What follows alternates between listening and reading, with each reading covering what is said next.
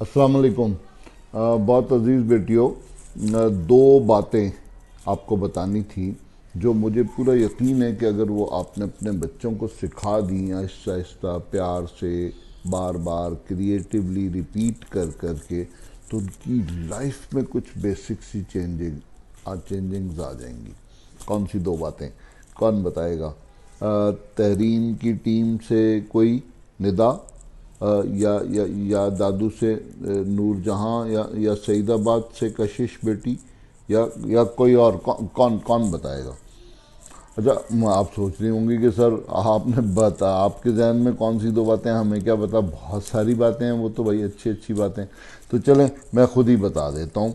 बस ये है कि अमल तो आप ही ने करवाना है उस पर, और कंटिन्यूसली करवाना है, मुसलसल, थोड़ा थोड़ा, जब जहाँ जितना जैसे मुमकिन हो। तो मेरी बहुत अजीज़ बेटियों, पहली बात है बच्चों के जहन में सही और गलत का कॉन्सेप्ट बैठा देना। उनको ये समझा देना कि जो अल्लाह ताला को पसंद है वो अच्छी बात, जो शैतान को पसंद है वो बुरी बात, और सही वो है जो अल्लाह और उसके रसूल को पसंद है, और गलत वो है जो उनको पसंद नहीं है। ये पैमाना उनके दिल और दिमाग के अंदर बिठा दिया तुमने बेटा, तो बस समझ लो कि काम हो गया। और दूसरी बात है, कौन सी बात?